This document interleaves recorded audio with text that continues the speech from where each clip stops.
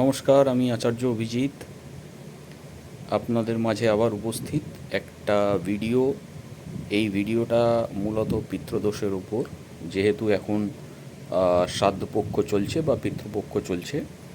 তো আজকের টপিক পিতৃপক্ষ নিয়ে, বা পিতৃদোষ বা এর এফেক্ট কি হয় এবং কোন কোন বয়সে আমরা এর এফেক্ট পেয়ে থাকি, এবং পিতৃদোষ জন্মছকে থাকলে কি কি সার্কামস্ট্যান্সের মধ্যে দিয়ে একজনকে যেতে হয়। মূলত এই বিষয়গুলো নিয়েই আজকে আলোচনাটি করব। সো প্রথমত পিতৃদোষ নিয়ে বলতে গেলে, পিতৃ মানে হচ্ছে যে লাইনেজ থেকে আমরা আসছি। যে লাইনেজ বলতে আমি, আমার বাবা, আমার দাদু, এবং যে লাইনেজ থেকে আমরা আসছি সেইটাকে বলা হয় পিতৃস, যারা চলে গেছেন। এবার অনেকে মনে করেন যে বাবা মা বেঁচে থাকলে পিতৃদের উদ্দেশ্যে কিছু করা যায় না। ব্যাপারটা তেমন নয়। এই ব্যাপারটায় আমি আসছি, তার আগে আমি কিছু কথা আপনাদেরকে বলে দিই। সেটা হচ্ছে, পিতৃদোষ বা পিতৃঋণ, এই দুটো জন্মছক থেকে খুব সুন্দর বোঝা যায়। যেমন জ্যোতিষশাস্ত্রে শনি রাহু যে ভাবে বা যে রাশিতে অবস্থান করে, এই দুজনের মেলবন্ধনকে শ্রাদ্ধ দোষ বলে মানা হয়। এবং ব্যক্তিগতভাবে আমি যখন কনসালটেশনে দেখেছি, শনি রাহুর প্রভাবে বা শনি রাহুর মেলবন্ধনে একটা জাতক বা জাতিকার জীবন রাতারাতি নষ্ট হয়ে যেতে পারে বা নষ্ট হয়েছে। কর্মস্থান থেকে বলুন, পারিবারিক দিক থেকে বলুন, বৈবাহিক জীবনে বলুন, বা আর্থিক দিক থেকে বলুন। তেমনই আর একটা যোগ হচ্ছে শনি কেতুর যোগ। শনি কেতুর যোগে কি হয়, এই রকম মানুষদের কর্মস্থানে স্টেবিলিটি হয় না এবং বহুবার কর্মে পরিবর্তন হয়। এবং আরও একটা মেজর জিনিস, যেটা এরা যেখানে কাজ করে, চাকরি করে, যে পোস্টেই থাক, তার ওপরের পোস্টের লোকেদের সাথে এদের কিছুতেই বনিবনা হয় না। এবং এদের বিরুদ্ধে একটা রাজনীতি, এদেরকে একটা সরিয়ে দেওয়ার চেষ্টা, এদের নামে বদনাম রটানো, এই জিনিসগুলো দেখা যায় যাদের জন্মছকে শনি কেতু একসাথে বসে রয়েছে। শনি রাহু একসাথে থাকলে সেটাকে বলা হয় পিতৃঋণ। শনি কেতু একসাথে থাকলে সেটাকে বলা হয় পিতৃদোষ। এবার এই যে পিতৃঋণ ইটসেলফ টপিকটা খুব বড়, এবং পিতৃঋণের মধ্যে অনেক কিছু জিনিস পড়ে। যেমন, এটা তো আমরা একটা প্রাইমারি স্টেজে দেখছি যে শনি কেতু ত্রিকোণভাবে আছে নাকি, বা শনি রাহু ত্রিকোণভাবে আছে নাকি, বা একসাথে আছে নাকি। এবং যদি আমরা কেন্দ্র ধরে দেখি 1, 4, 7, 10, হ্যাঁ, এবং ত্রিকোণে যদি দেখি 1, 5, 9, বা যেটাকে কর্মত্রিকোণ বলা হয়,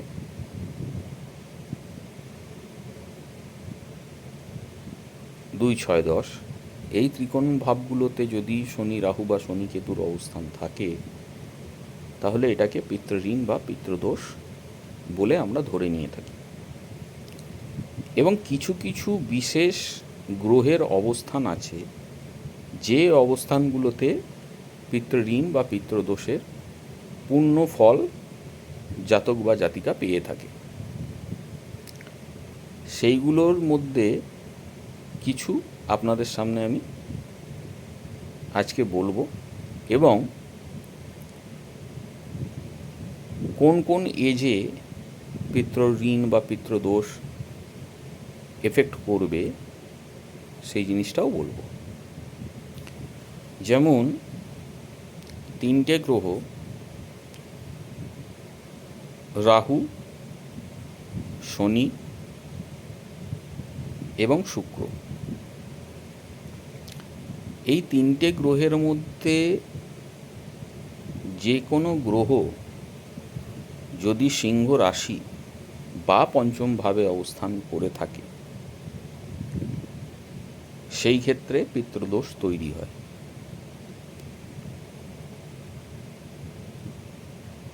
এর এফেক্ট যদি জানতে চান, এর এফেক্টের মধ্যে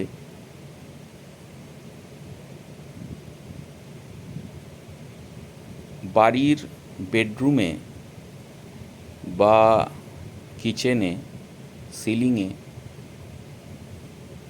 ড্যাম্প আসবার একটা প্রবণতা থাকবে। ওষুধ কাজ করবে না, রং মেডিকেশন বা যে কোনো ধরনের রোগ ঠিক মতোভাবে ধরা পড়বে না।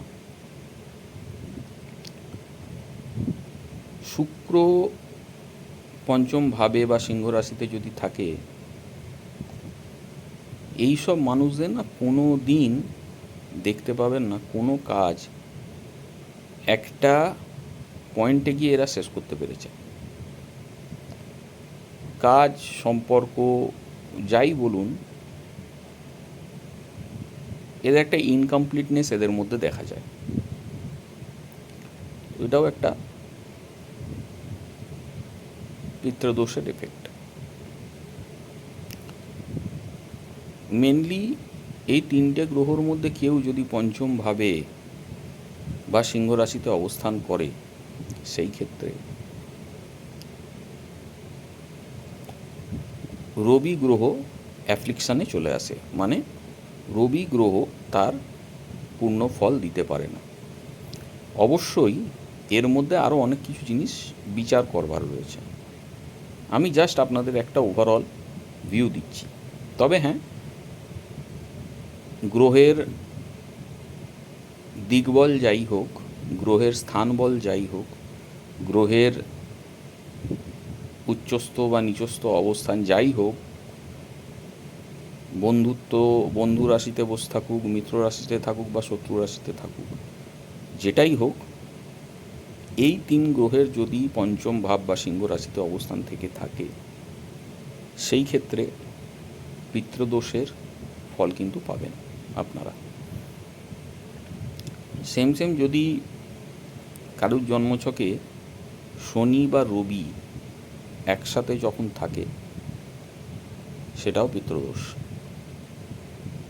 বা সেই পিতৃদোষ বা পিতৃঋণের এফেক্টটা খুব ইজিলি পাওয়া যায়। ইন দ্য সেন্স, এই জন্যেই বললাম ইজিলি কথাটা, এই জন্যেই আমি নিলাম। তার কারণ হচ্ছে যাই করতে যাবে সবেতেই বাধা। যখন কোনো কাজ স্টার্ট করবে খুব সুন্দর রাইজ হবে, একটা জায়গায় গিয়ে স্ট্যাগন্যান্ট হয়ে যাবে এবং তারপর থেকে পতন শুরু হবে, দিশাহীন হয়ে যাবে, কোনো প্ল্যানিং কাজ করবে না এবং আলটিমেটলি সেটাকে বন্ধ করতে হবে। আর একটা জিনিস হচ্ছে পিতৃদোষের মধ্যে, কেতু যদি কারুর 4th হাউস বা কর্কট রাশিতে চলে আসে বা অবস্থান করে, আচ্ছা, এগুলো আপনারা ট্রানজিটিভ ইউজ করতে পারেন, বা যারা নারী জ্যোতিষ সম্বন্ধে যাদের আইডিয়া আছে তারা এগুলোকে মেজর বা মাইনর প্রোগ্রেশনেও ব্যবহার করতে পারেন, এগুলো কাজ করবে।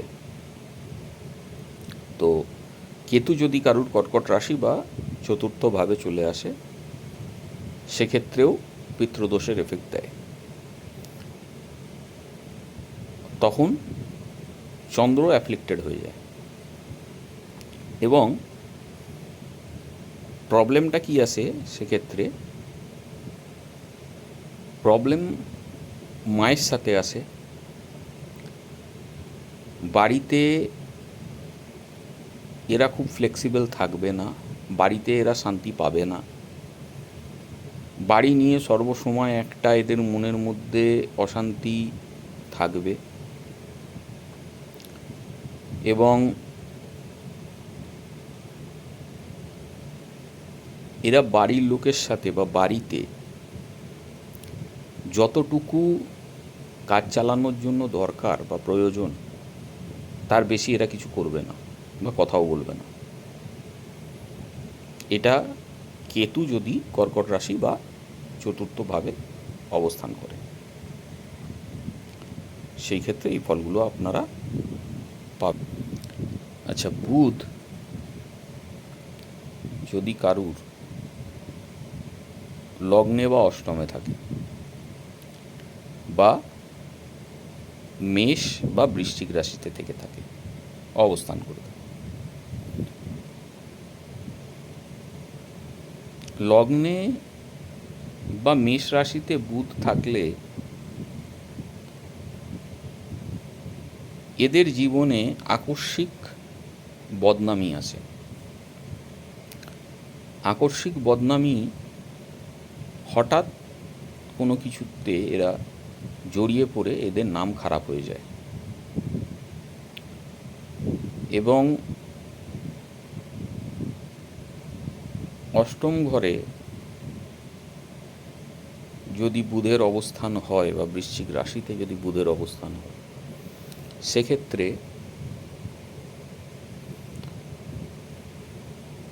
সর্বসময় একটা ঝগড়া করবার প্রবৃত্তি, ফ্যামিলির মধ্যে অশান্তি, ফ্যামিলি কারুর সাথে বনিবনা হবে না। এবং শ্বশুরবাড়ির দিকেও এরা খুব একটা সুবিধে পাবে না।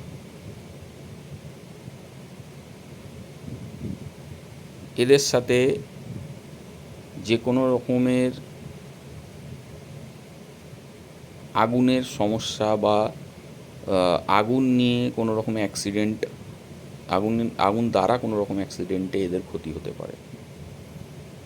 এটাও পিতৃদোষের একটা এফেক্ট।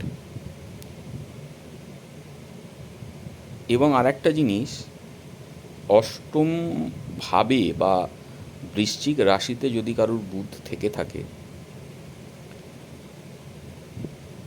বহু মানুষেরই আছে, বহু জনেরই আছে, তারা একটু চেষ্টা করবেন তুলসী বা যে কোনো রকমের সবুজ গাছ নিজেদের ঘরে না রাখতে। এবং যতটা পারবেন ফ্যামিলি ফাংশানে অ্যাটেন্ড করবেন, তবে নিজেকে অনেক বেশি রিজার্ভ রাখতে হবে। কেন? আপনারা যত বেশি মানুষের সাথে মিশতে যাবেন, মানুষ আপনাদেরকে ভুল বুঝবে এবং আপনার চরিত্রের ওপরে, আপনার ইন্টেনশনের ওপরে, আপনার কথার ওপরে আপনাকে ভুল বুঝবে। এটা একটা খুব কঠিন জিনিস বলা যায়। সেই ক্ষেত্রে নিজেকে একটু বাঁচিয়ে চলাটাই আপনাদের জন্য শ্রেয়। রাহু যদি কারুর জন্মছকে দ্বিতীয়, পঞ্চম, নবম এবং দ্বাদশ ঘরে অবস্থান করে, মানে বৃষ রাশি, সিংহ রাশি, ধনু রাশি এবং মীন রাশিতে, এদের বহু ক্ষেত্রে লাক পারফর্ম করে না, ভাগ্য সাথ দেয় না। এবং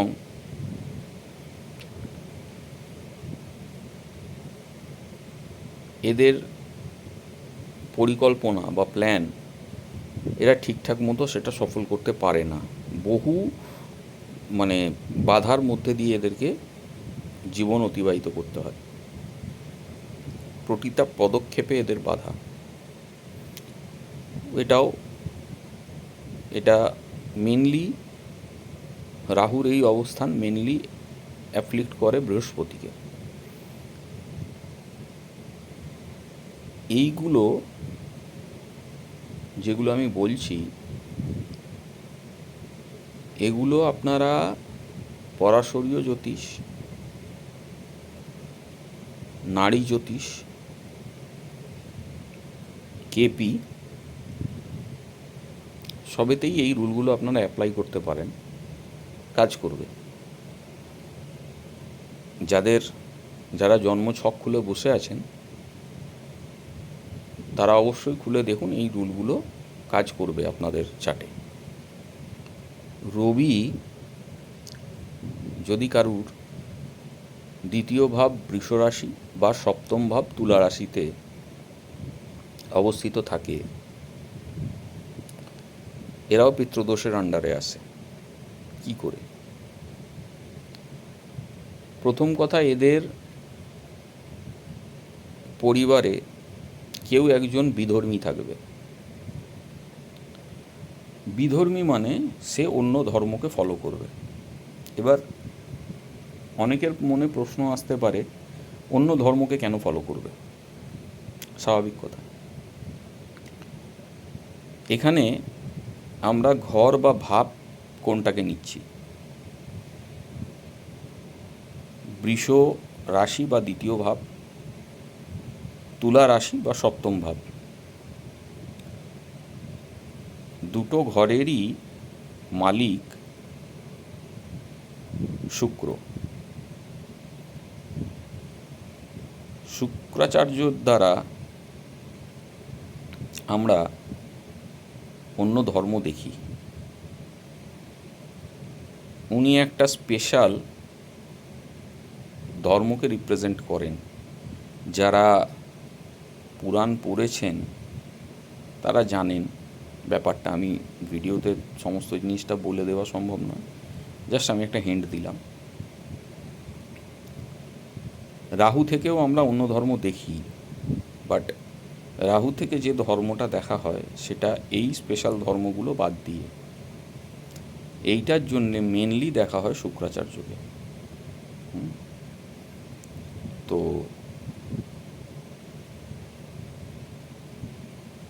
এটাতে শুক্র অ্যাফ্লিক্টেড হয়ে যায় এবং এদের ফ্যামিলিতে সর্বসময় ঝগড়া, কারুর সাথে কারুর বনিবনা নেই।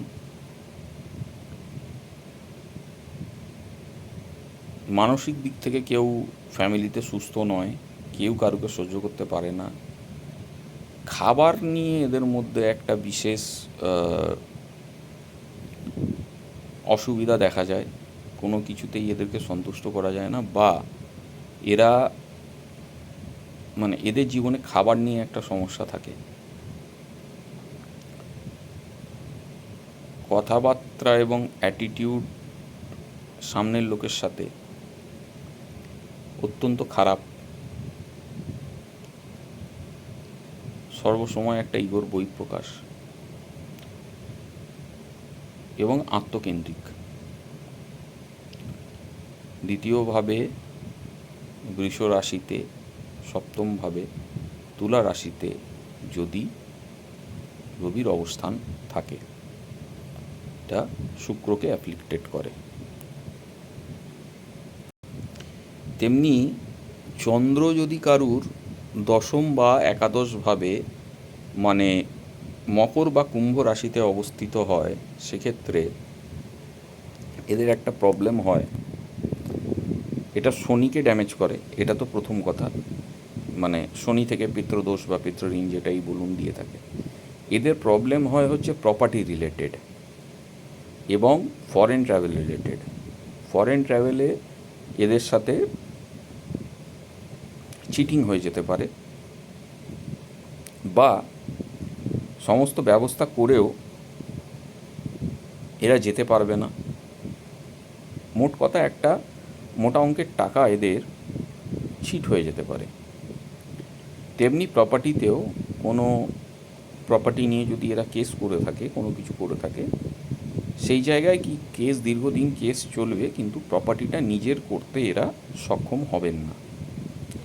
এটা এই দুটো সমস্যা মেনলি দেখা যায়। মানসিক চাপানোতর তো থাকেই, তবে মেনলি এই দুটো সমস্যা দেখা যায় দশম ভাব বা একাদশ ভাব, মকর বা কুম্ভ রাশিতে যাদের চন্দ্রের অবস্থান রয়েছে এমন ব্যক্তিদের মধ্যে। এবারে আসা যাক, মঙ্গল যদি কারুর দ্বাদশভাবে অবস্থান করে থাকে, ম্যারিড লাইফে প্রচুর প্রবলেম দিয়ে থাকে। এটা রাহুকে অ্যাপ্লিক্ট করে এবং বিবাহিত জীবনের সমস্যার সাথে সাথে দেরিতে বিবাহ বা বিবাহের পর জীবনের সমস্যা নেমে আসে। আর হচ্ছে এরা যে কোনো রকম ইনভেস্টমেন্ট করলে তাতে এরা লাভ পাবে না, সেটা মানে লসেতেই সেটা পরিণত হবে।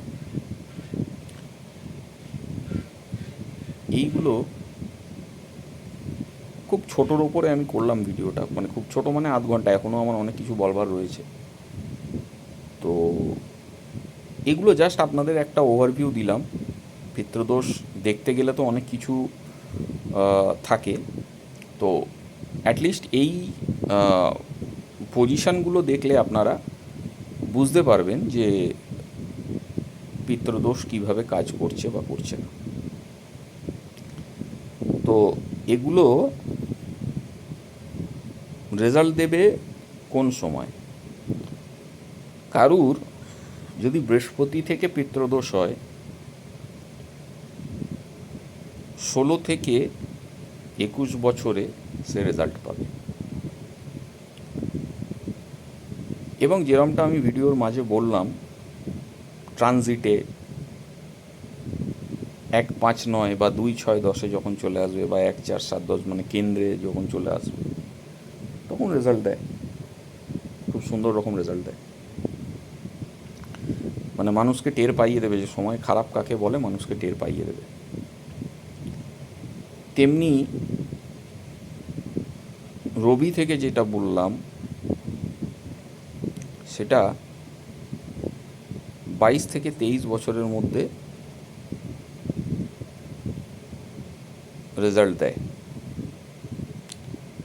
চন্দ্রের হলে 24-25, কিছুটা রেজাল্ট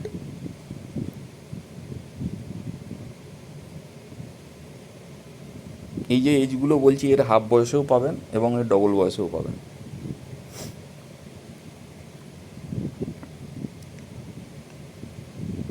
মার্চ থেকে 28 থেকে 33 খুব টাফ লাইফ কাটে। শুক্র থেকে হলে 25-26,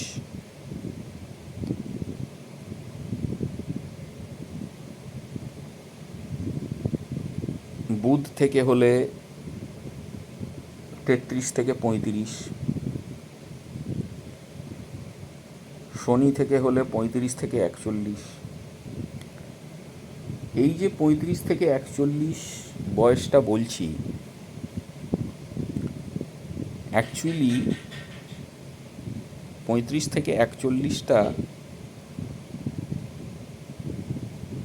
অনেক মানুষের আমি দেখেছি, যখন ব্যক্তিগত কনসালটেশন করেছি দেখেছি,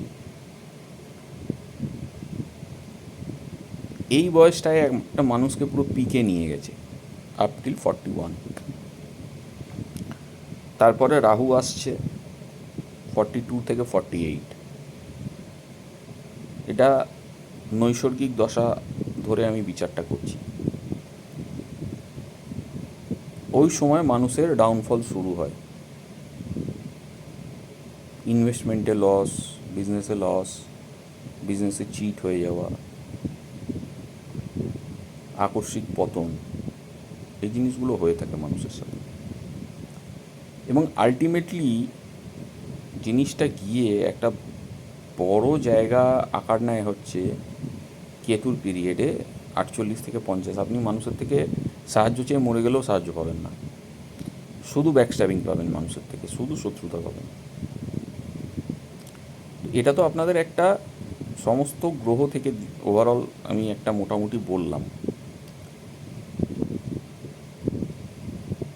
যে দুটো গ্রহ থেকে মেন শুরু করেছিলাম ভিডিওটা, যে তিনটে গ্রহ থেকে, শনি, রাহু এবং কেতু, শনি, রাহু এবং শনি, কেতু, আপনারা যদি এই কম্বিনেশনগুলো নাও দেখেন, এই প্লেসমেন্টগুলো নাও দেখেন, জন্মছকে শুধু 1, 5, 9 বা 2, 6, 10 বা যে কোনো ত্রিকোণভাবে দেখে নেবেন যে শনি, রাহু বা শনি, কেতুর কানেকশান আসছে নাকি। শনি, রাহু বা শনি, কেতুর কানেকশান যেখানেই আসবে সেই জাতক, এবং আনুষাঙ্গিক জিনিস অবশ্যই দেখবার আছে, তবে আনুষাঙ্গিক জিনিস যদি 20% এফেক্ট করে, 80% এফেক্ট এই শনি, রাহুর যোগ বা শনি, কেতুর যোগ করে। তো এতে আপনারা অনায়াসেই বলে দিতে পারবেন বা বুঝতে পারবেন, নিজেদের জন্মছক হলে বুঝতে পারবেন যে আপনারা একটা পিতৃদোষের এফেক্টের মধ্যে দিয়ে যাচ্ছেন। তো এই যে পিতৃদোষ, শনি, রাহু বা শনি, কেতু থেকে যেটাই হয়, পিতৃঋণ বা পিতৃদোষ, যে দুটো গ্রহের কম্বিনেশনেই হোক, তো এদের একটা জিনিস কি জানেন তো, শনি, কেতুরটা আগেই বলেছি যে কাজের জায়গায় নানান রকম প্রবলেমের ভাবে আসতে হবে। শনি, কেতু, শনি, রাহু যদি হয় এদের কাজ খুব বড় হবে, কিন্তু এরা বিশ্বাসঘাতকতার শিকার হবে, আকস্মিক পতন এদের হবে, ঋণের বোঝা থেকে এরা বেরোতে পারবে না, এবং আকস্মিক ঋণ, একটা ইলিউশন এদের মনের মধ্যে ক্রিয়েট হবে, এবং একটা ইগো ডেভেলপড হয়ে যাবে যে এরা যেটা চাইবে সেটাই পাবে। এই করতে গিয়ে, এই ইগো থাকার কারণে এই করতে গিয়ে এদের পতনটা আরও বেশি পরিমাণে হয়, এবং মানে সমস্ত কিছু চলেও যেতে পারে এদের। তো এ তো আপনাদের আমি প্ল্যানেটারি জিনিসটা বুঝিয়ে দিলাম মোটামুটি যতটা পেরেছি। তো এই পিতৃদোষের সলিউশন আপনারা কি করে করবেন? দেখুন, একটা জিনিস বলি, আমরা যে পিতৃদোষের সলিউশন করব, বা আমি যে সলিউশন করিয়ে থাকি জেনারেলি, আমি সবাইকেই বলি করতে, এটা কোনো মানে মনোপলি জিনিস বা কোনো কিছু নেই। আপনারা নিজের লোকেদের জন্য করবেন, নিজেরা রেজাল্ট পাবেন, এখানে আমাকে ভাগ দিয়ে যাওয়ার কোনো ব্যাপার নেই, কোনো কিছু নেই। অ্যাটলিস্ট নিজেরা নিজের পরিবারের জন্য করুন, আপনারা করবেন কিন্তু তার লাভ সবাই পাবে। পরিবারের যে কোনো একজন যদি করে তার লাভ সবাই পাবে, এবং পিতৃদের উদ্দেশ্যে কিছু করা, তার রেজাল্ট খুব ভালো, খুব ভালো।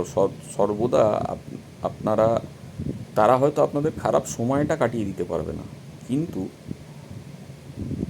সর্বদা একটা সাপোর্ট আপনারা ফিল করবেন। যেমন এই যে সময়টা চলছে, বর্তমান যে সময়টা চলছে, যেটা পূর্ণিমা থেকে, মানে আমাদের মঙ্গলবার দিন পূর্ণিমা গেছে, বুধবার সকাল 8টা 4 অবধি পূর্ণিমা ছিল, তারপর থেকে যে সময়টা শুরু হয়েছে, এটা পিতৃপক্ষের সময় চলবে মহালয়ার দিন অবধি। তো এই সময়টায় রাত্রে ঘুমের মধ্যে অনেককেই আপনারা স্বপ্নে দেখতে পাবেন, যারা দেখা দেবে। কেউ ঘুমের মধ্যে কথা বলবে, ইরেলিভেন্ট ব্যাপার, কিন্তু হবে। কিছু মানুষ আপনার থেকে খাবার চাইতে আসবে দিনের বেলা, হঠাৎ কাকপক্ষী দেখতে পাবেন, কোনো মৃত ব্যক্তির স্বপ্ন তো বললাম দেখতে পাবেন। তো আমি, যারা আমার সাথে জুড়ে আছেন তারা জানেন আমি সর্বসময় সবাইকে বলি, জন্মছকে পিতৃদোষ নেই এমন জন্মছক খুব কম আছে, থাকবেই। সে শনি রাহু থেকে থাকুক, শনি কেতু থেকে থাকুক, বা আদার্স প্ল্যানেটারি পজিশন থেকে হোক, হবেই এটা। তো এটার জন্যে খুব সহজ একটা নিয়ম হচ্ছে, বিজি লাইফ, কোথাও যেতে পারবেন না, কিছু করতে পারবেন না, কোনো অসুবিধে নেই। একটা মাটির ভাঁড়ে জল নেবেন, ছাদে চলে যাবেন, যাদের বারান্দা আছে বারান্দায় করতে পারেন, তবে আমি বারান্দায় মানে ফ্ল্যাট সিস্টেমে যারা থাকেন তাদের আমি বারান্দাতে করতে নাই বলবো, কেন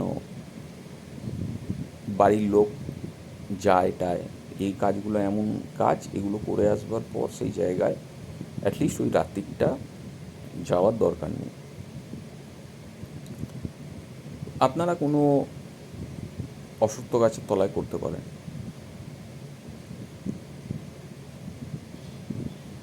একটা মাটির ভাঁড়ে জল নেবেন, তাতে কালো তিল দেবেন, লাল মোমবাতি জ্বালাবেন, বা একটা দেশি ঘিয়ের প্রদীপ নিজের পিতৃদের উদ্দেশ্যে জ্বালাবেন। চোখটা বন্ধ করে নিজের পিতৃদের উদ্দেশ্যে প্রার্থনা করবেন, যে সমস্ত পিতৃরা চলে গেছেন, যাদের শ্রাদ্ধ অনুষ্ঠান আমার বা আমার পরিবারের দ্বারা ভালোভাবে সম্পন্ন হয়নি, এবং যারা আজও মুক্তি পাননি, সেই সমস্ত পিতৃদের উদ্দেশ্যে আমি এই জল অর্পণ করছি। তারা আমার দেয়া এই জল গ্রহণ করুন, আমাকে এবং আমার পরিবারকে আপনাদের ঋণ থেকে, আপনাদের শ্রাপ থেকে মুক্ত করুন। আমার এবং আমার পরিবারের উন্নতির মার্গ আপনারা খুলে দিন। সমস্ত আকস্মিক বিপদ থেকে আপনারা আমাদের বাঁচান, আমাদের আশীর্বাদ করুন, এবং একটা সুস্থ সুন্দর জীবন, শ্রাপমুক্ত জীবন আমাদের উপহার দিন। যারা এখনও মুক্তি পাননি তাদের উদ্দেশ্যে এই দিয়া বা মোমবাতি জ্বালিয়েছি, তারা এই আগুন সঙ্গে নিয়ে মুক্তির পথে এগিয়ে চলুন। শুধু এইটুকু চোখটা বন্ধ করে বলবেন, কিছু না কিছু ফিলিংস আপনাদের হবেই, একদম এটা গ্যারেন্টিড। এটা বলে দিয়ে যারা ছাদে করবেন ছাদটা লক করে দিয়ে চলে আসবেন। পরের দিন সকালে গেলে হয়তো আপনারা দেখবেন জলটা কমে গেছে বা জলটা নেই, বা জল থাকতেও পারে। যেটাই হোক, ভাঁড়টাকে তুলে ফেলে দেবেন। মোমবাতিটা জ্বলে গেলে ভালো, নাহলে মোমবাতিটাকেও তুলে ফেলে দেবেন, ওগুলোকে আর রাখবেন না করে। আর যারা গাছেতে করছেন করতে পারেন। আমাদের কালী পুজোর রাতে শ্মশানে গিয়ে চিতায় যারা পূর্বজ, মানে আমাদের ওপরের যারা মানুষ যারা চলে গেছেন তাদের উদ্দেশ্যে আমরা মালা বা ধূপ মোমবাতি দিয়ে আসি। তো এই ক্রিয়াটা আপনারা প্রত্যেক অমাবস্যাতে করতে পারেন, শ্মশানে গিয়ে করে আসতে পারেন, কোনো অসুবিধে নেই। এটাই কোনো ভয় পাওয়ার কোনো কিছু নেই, আপনারা জানিয়ে আসতে পারেন।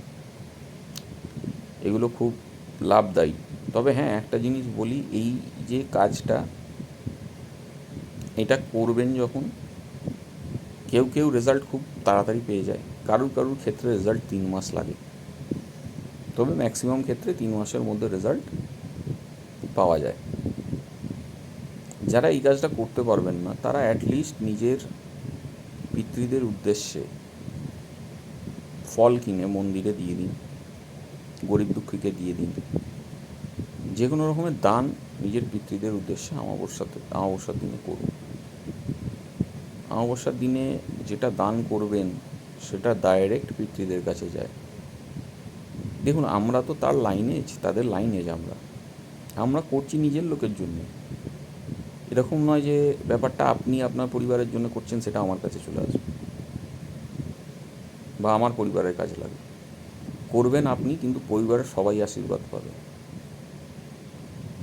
আমরা মনে করি একটা মানুষ মারা গেল, তার শেষকৃত্য করে দিলাম, গয়ায় গিয়ে পিণ্ডি দিয়ে দিলাম, বেনারসে গিয়ে পিণ্ডি দিয়ে দিলাম, হয়ে গেল। একটা জিনিস মাথায় রাখবেন, আমরা এতটা সিদ্ধ পুরুষ নই যে আমাদের একবার পিণ্ড দেওয়াতে তারা তাদের জীবনের করা সমস্ত কর্ম থেকে মুক্ত হয়ে যাবে, বা আমরা নিজেরাও সাত্ত্বিক জীবনে থাকি না।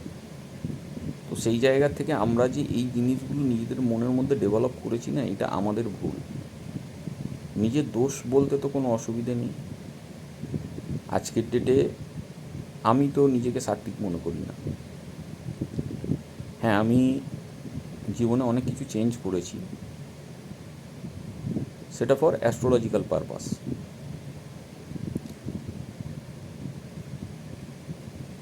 সেগুলো আমার আত্ম উন্নতির জন্য। আমাকে বহু লোকের সাথে ইন্টার্যাক্ট করতে হয় নিজেকে স্ট্রং রাখবার জন্য।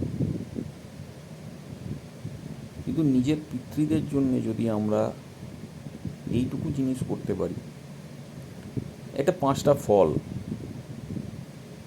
সাদা মিষ্টি, আমার ক্ষমতা 100 টাকার, আমি 100 টাকার মিষ্টি কিনে 10 জনকে বা 5 জনকে খাওয়াতেই পারি।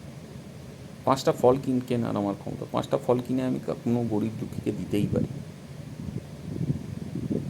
আমার যতটুকু ক্ষমতা, যা ক্ষমতা, সবচেয়ে কমের মধ্যে হচ্ছে জল দেয়া। তাদেরও খাবার, তাদেরও জল লাগে। তারা এক্সপেকটেশান নিয়ে বসে থাকে আমার পরিবারের লোক আমার জন্য করবে। আমরা করি না। কথাগুলো আপনাদের অনেকের হয়তো শুনতে আজগুবি লাগতে পারে, কিন্তু যারা এই জিনিসগুলো এনকাউন্টার করেছেন তারা বুঝবেন যে এই জিনিসগুলো কতটা সত্যি এবং কতটা মিথ্যে। একটা মানুষ মরে গেলে তার শেষকৃত্য করে দিলাম, গয়ায় গিয়ে পিণ্ডি দিয়ে এলাম, বা বেনারসে পিণ্ডি দিয়ে এলাম, পুরীতে পিণ্ডি দিয়ে এলাম, তাহলেই তার প্রতি তার সমস্ত দায় মিটে যায় না। নিজের পরিবারকে বিশেষ সময়,